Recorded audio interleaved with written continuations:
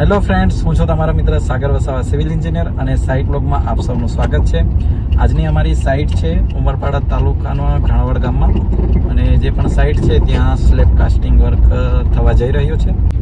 So finally મિત્રો, અડધો સફર અમે કમ્પ્લીટ કરી લીધો છે અને ઓલમોસ્ટ વિલેજની અંદર અમે એન્ટ્રી કરી લીધી છે. તમે જોઈ શકો છો, આ છે વિલેજ એરિયા ઘાણવડ ગામ. ગામડાની સુંદરતા કંઈક અલગ જ જોવા મળે છે. અને આજે ટાઈમ પીરિયડ ચાલી રહ્યો છે, વેડિંગની સિઝન ચાલી રહી છે. સો મિત્રો, હવે અહીંયાથી થોડુંક જ અંતર બાકી છે અને આપણે પહોંચી જશું સાઇટ પર. પણ સાઇટ પર પહોંચીએ એના પહેલાં તમને વાત કરી એમ, વેડિંગની સિઝન ચાલી રહી છે. જોઈ શકો છો તમે, મેરેજવાળું માહોલ છે. ફાઇનલી અમે ગામમાં પહોંચી ગયા છે અને ગામમાં પહોંચતાની સાથે અમારા એક મિત્ર બી મળી જાય છે. તો ગામમાં લગન છે, તો કેવી ચાલે તૈયારી? બરાબર છે, મજા આવશે. આવો, ચાલો તમારે આવવું હોય તો. ના, અમારે સ્લેબ કાસ્ટિંગ આજે સાઇટ પર થવાનું છે, તો ત્યાં અમે વિઝિટમાં જઈએ છીએ. પહોંચી જ જવાના છે ડાયરેક્ટ. તમને હવે સાઇટ પર બતાવશું. મિત્રને અમે મળી લીધું. સો ફાઇનલી મિત્રો, અમે આવી ગયા છીએ સાઇટ ઉપર, તમે જોઈ શકો છો. અને આ છે હજી મારી સાઇટ.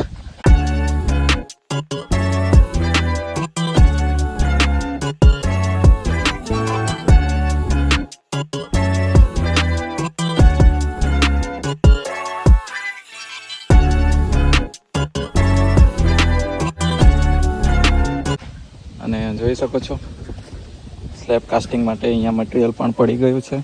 આ છે એગ્રીગેટ, અને એની સાથે તમને સેન્ડ પણ જોવા મળશે, જોઈ શકો છો. સો ફ્રેન્ડ્સ, આ છે આ બહારનો નજારો, તમે જોઈ શકો છો.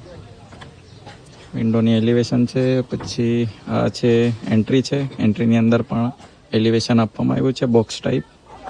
અને એની સાથે આ બાજુ તમે જોઈ શકો છો, આ છે વિન્ડો એરિયા, એમાં પણ એલિવેશન આપ્યું છે બોક્સ ટાઈપ.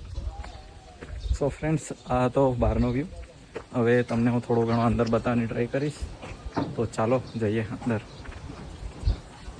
આ છે એન્ટ્રી, જોઈ શકો છો. અને અહીંયા સિમેન્ટનો સ્ટોક કરવામાં આવ્યો છે. અને આ જે સિમેન્ટનો સ્ટોક કરવામાં આવ્યો છે એ છે આપણો લિવિંગ એરિયા, એટલે કે બેઠક રૂમ. જોઈ શકો છો તમે, આ છે બેઠક રૂમ. અને એની સાથે એક્ઝેક્ટ તમે અહીંયા જોઈ શકો છો, આ છે આપણો દાદર, સીડી, જે આપણને ફર્સ્ટ ફ્લોર પર લઈને જશે.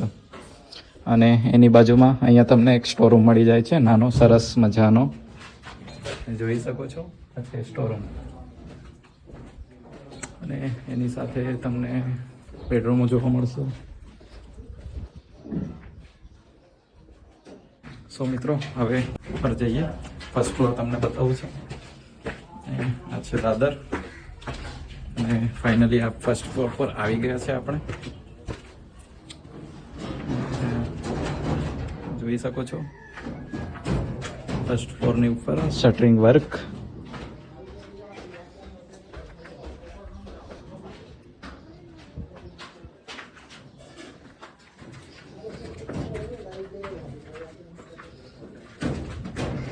તમે આ જોઈ શકો છો, લાઇટિંગની વ્યવસ્થા કરવામાં આવી રહી છે. કેમ કે જે સ્લેબ છે એ સ્લેબ સાંજના ટાઈમે ભરવામાં આવશે. સો નાઇટમાં જેવું રાત્રે ઓલમોસ્ટ 10-11 જેવા થઈ જશે. સાંજના ટાઈમે એટલા માટે ભરવામાં આવે છે કેમ કે અત્યારે ગરમીનો ટાઈમ ખૂબ જ પ્રમાણમાં છે, અને ગરમીના ટાઈમમાં સ્લેબ ભરવું એટલે સ્લેબને ફાડી નાખવું. કેમ કે તિરાડો એટલી બધી પડતી હોય છે આ ગરમીના લીધે. એના માટે સાંજના ટાઈમે ભરે તો સારું રહેશે. તમે પણ અગર ઘરનો સ્લેબ ભરો છો તમારા ઘરનો, તો સાંજના ટાઈમે રાખો, ક્યાં તો મોર્નિંગમાં વહેલા રાખો. એ ટાઈમ પીરિયડ સારો રહેશે તમારા માટે. કેમ કે ઘર એક જ વાર બને છે, તો આ થોડી નાની બાબતોને ધ્યાનમાં લઈને ચાલશો તો ઘરનું કામ સારું થશે. ચાલો, હા તો હતું ફર્સ્ટ ફ્લોર. હવે સેકન્ડ ફ્લોર.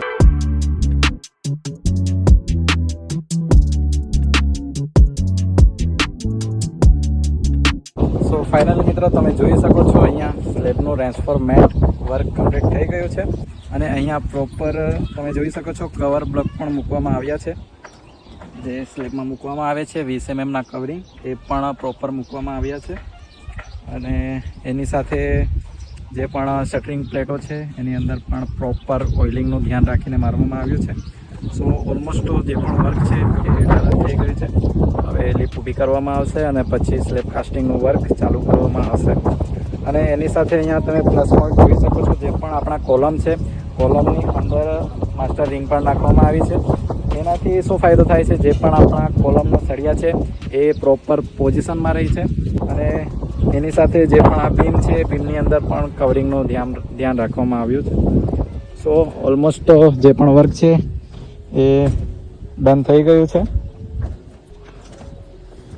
પ્રોપર જે પણ સ્ટીરઅપ છે રિંગ છે એ પણ 6 ઇંચના સેન્ટર ટુ સેન્ટર મારવામાં આવી છે.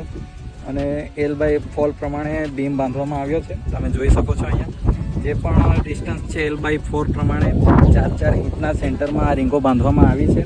અને એના પછીની જે સેન્ટર છે એમાં જે રેગ્યુલર છે 6 ઇંચનું એ 6 ઇંચનું સેન્ટર ટુ સેન્ટર બાંધવામાં આવે છે. અને આ બીમની પ્લસ પોઈન્ટ તમને કહું તો આ બીમની અંદર ક્રેન્ક બાર પણ પ્રોવાઈડ કરવામાં આવ્યો છે, જે તમે જોઈ શકો છો અહીંયા સેન્ટરમાં ક્રેન્ક બાર આપવામાં આવ્યો છે. હું તમને કેમેરાથી પ્રોપર બતાવવાની ટ્રાય કરું છું. આ તમે જોઈ શકો છો બીમની અંદર L/4 પ્રમાણે આ ક્રેન્ક બાર આપવામાં આવ્યો છે. સો મિત્રો તમે જોઈ શકો છો ફાઇનલી અહીંયા હવે લીપ ઊભી કરવામાં આવી રહી છે. જે પણ લીપવાળા ભાઈ છે એ લીપ ઊભી કરે છે. અને આ લીપ ઊભી થઈ ગયા પછી સ્લેબ કાસ્ટિંગ વર્ક ચાલુ થશે.